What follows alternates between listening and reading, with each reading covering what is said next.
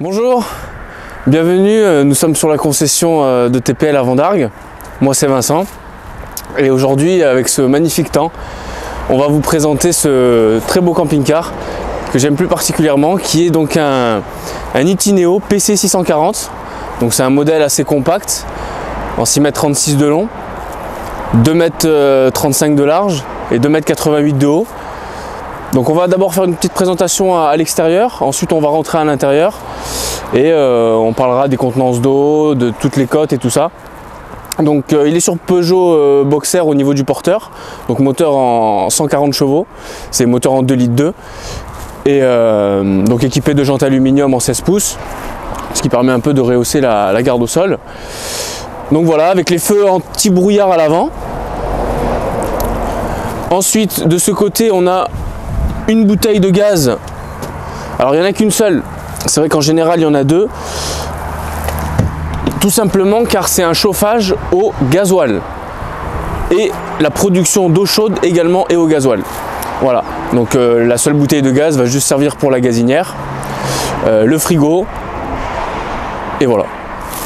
Ensuite sur ce côté donc on a juste les ailettes du frigo, donc la porte cellule qui elle et avec un vérin, donc ça c'est pas mal pour le vent, avec deux points de sécurité.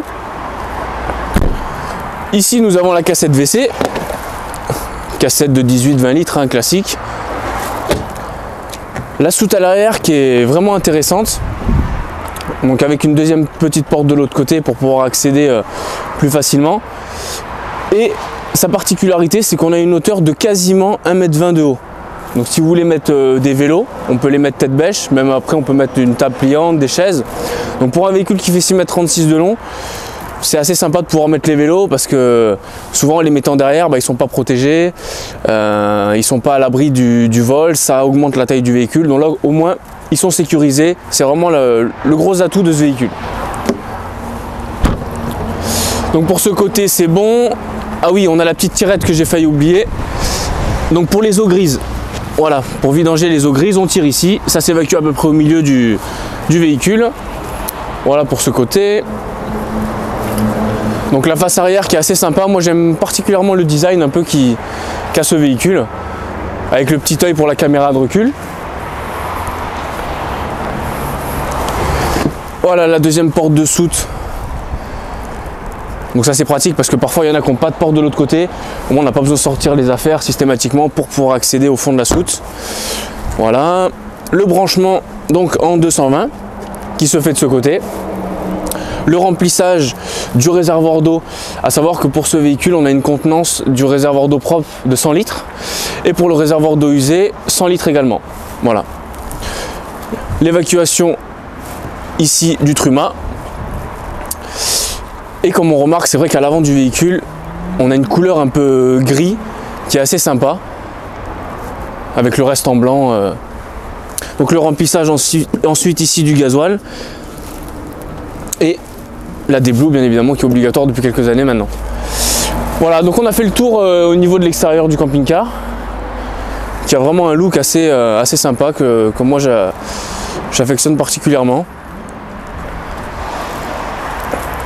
Maintenant on va passer à l'intérieur.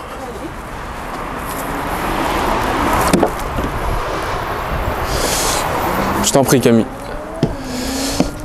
Donc à l'entrée on a la moustiquaire pour la porte cellule, voilà pour l'été.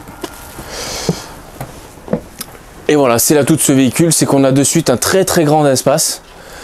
Parce qu'on n'a pas de lit fixe.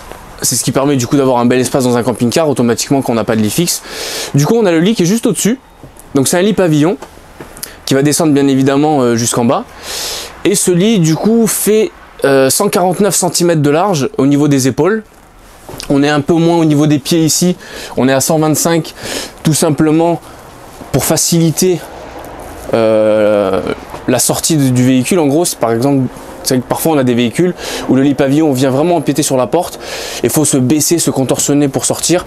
Là, le fait que ça soit biaisé, on peut facilement sortir du camping-car.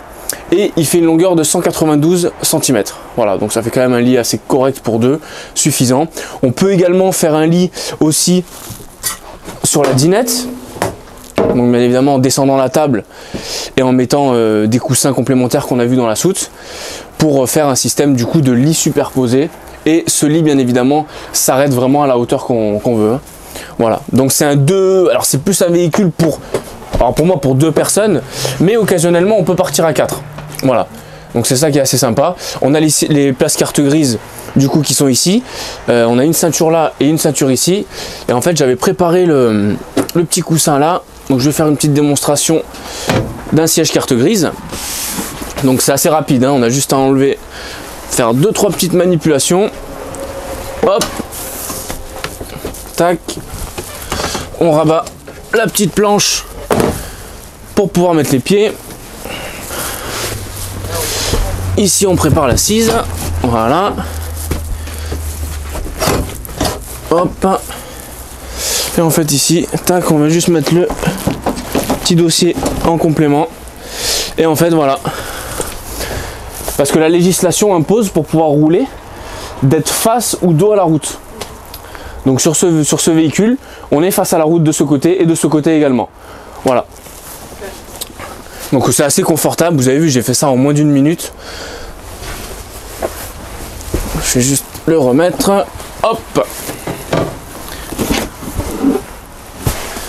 Donc pour remettre, c'est aussi simple. Tac. On remet la petite planche. Ça ici. Ça là. Et ça, on le rangera dans la soute après. Voilà, donc la table qui se bouge vraiment comme on veut. De devant, en arrière, sur les côtés. Et on peut la tourner. Donc table système portefeuille. Donc très grande table. Franchement on peut manger à 5 sans problème dans ce véhicule. Donc les sièges à l'avant qui tournent bien évidemment. Le Skydome aussi qui s'ouvre. Voilà, donc ça c'est sympa l'été pour pouvoir un peu aérer le camping-car. On a toujours sur les fenêtres donc la moustiquaire et les occultants qu'on retrouvera sur toutes les fenêtres, enfin toutes les baies aussi du véhicule. Et à l'avant, ce qui est sympa aussi, c'est qu'on a les stores Remis. Voilà, donc le Remis front devant à l'horizontale et sur les côtés, voilà, pour avoir toujours son intimité. Et voilà, donc l'écran tactile avec la caméra de recul qui est intégrée dedans, avec la radio et tout ça, le système Bluetooth aussi. Le Traction Plus et le Hill Descent. Traction Plus, c'est un blocage de différentiel juste pour pouvoir sortir un peu des sentiers battus.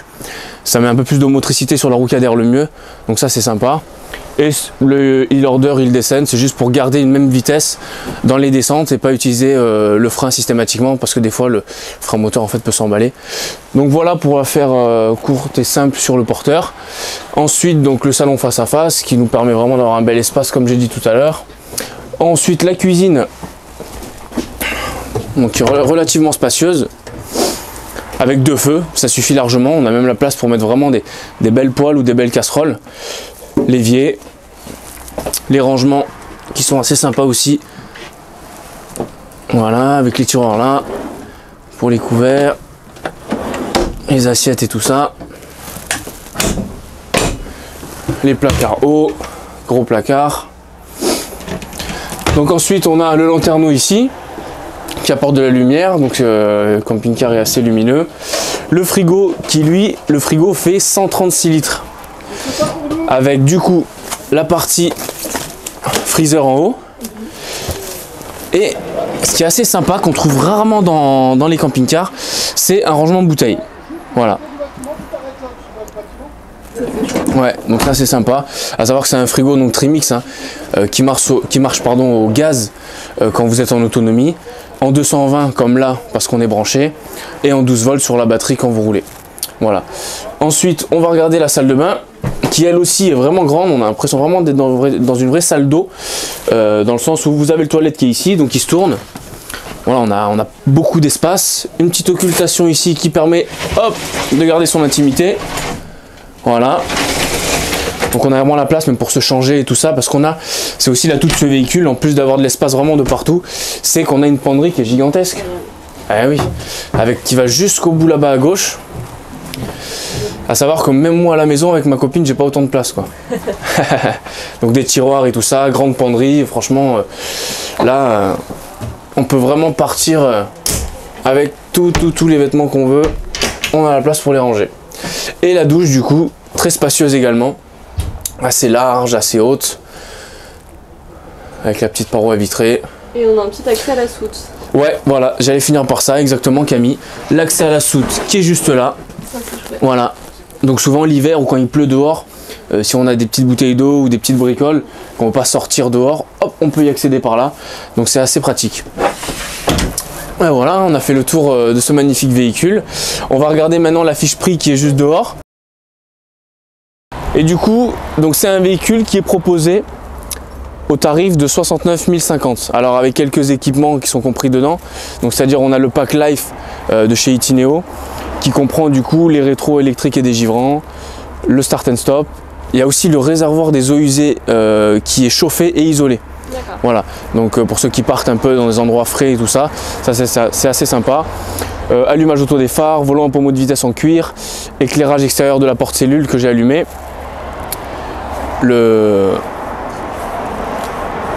toit ouvrant panoramique qu'on a vu tout à l'heure, qui est sympa parce que c'est vrai qu'il y a quelques véhicules où le toit est fixe en fait et il ne s'ouvre pas. Moustiquaire de porte cellule qu'on a vu. L'aide de démarrage en côte, les jantes, les phares anti-brouillard à l'avant, ça aussi c'est assez sympa. Le contour des compteurs qui est chromé, bon après c'est un peu de l'esthétique, hein. Voilà, le traction plus qu'on a parlé, et la station multimédia du coup avec la caméra de recul qui est intégrée qu'on a vu tout à l'heure. Voilà, donc on arrive à un total de 69 050. Ensuite on n'a pas mis de store, d'antenne, de télé, parce qu'aujourd'hui les gens veulent parfois des fois des télés connectées ou des antennes un peu spéciales, et les stores, pas tout le monde l'utilise, donc au moins ça laisse au client le choix en fonction de ses besoins de mettre ce qu'il souhaite. Voilà, bon, on a fini cette vidéo. N'hésitez pas à venir à la concession de Vente d'Arc pour le voir et on vous accueillera avec plaisir. Bonne journée.